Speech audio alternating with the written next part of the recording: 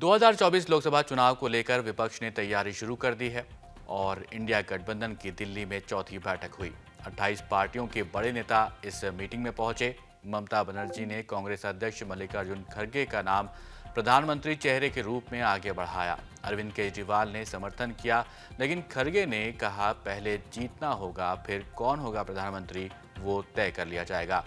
इस मीटिंग के बाद खबर ये भी है कि इस जो बात कही गई है ममता बनर्जी के इस प्रस्ताव के बाद कई बड़े चेहरे जो हैं वो नाराज भी नजर आ रहे हैं। इस बीच एक चौंकाने वाली खबर भी सामने निकल के आई है।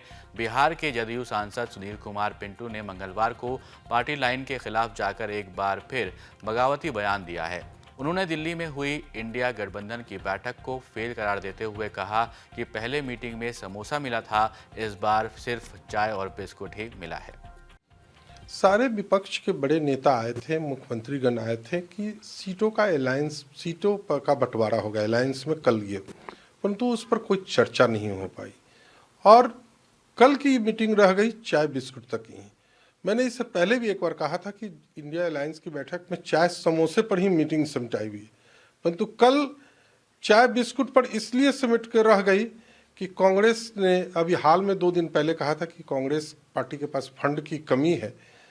138 रुपया, 1380 रुपया या 13,800 वो लोगों से डोनेशन मांग रही है, तो इसलिए डोनेशन अभी आने में विलम्ब है। तब तक के लिए कल बिना समोसे की चाय बिस्किट पर ही चर्चा होकर समाप्त हो गई, बिना किसी भी सीरियस मुद्दे पर कोई चर्चा हुई। जेडीयू ने नीतीश जी का नाम पीएम दावेदार के लिए आगे रखा है। कल ममता बनर्जी टीएमसी प्रेसिडेंट जो उन्होंने खड़गे जी के नाम को सहमति दी, सपोर्ट दिया, कैसे देखते हैं? ये उनकी अपनी व्यक्तिगत राय हो सकती है, परंतु उसके अंदर में सबसे बड़ी बात यह है कि नीतीश जी के लिए बिहार का एक एक वर्कर, एक एक कार्यकर्ता चाहता है कि नीतीश जी, बिहार की जनता चाहती है कि देश का प्रधानमंत्री अगर किसी को बनना हो तो माननीय नीतीश कुमार जी बने। इतना डिवीजन है इस अलायंस में कि कोई दावेदार का नाम आगे कर रहे हैं, कोई किसी पार्टी के कर रहे हैं, जैसे आप नीतीश कुमार जी का कर रहे हैं, तो किस तरीके से देखते हैं इंडिया ब्लॉक को आगे जाते हुए जब शुरुआती में ही इतने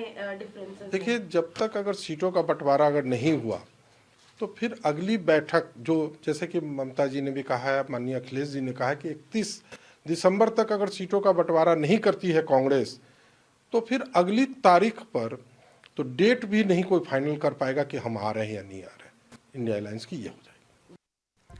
आपको याद होगा कि हाल ही में कांग्रेस ने जनता से फंड जुटाने के लिए एक ऐप तैयार किया था जिसका नाम है फंड फॉर देश, और इस ऐप के जरिए जनता से कांग्रेस पार्टी फंड मांग रही है और इसी पर जदयू नेता का ये बयान सामने आया था।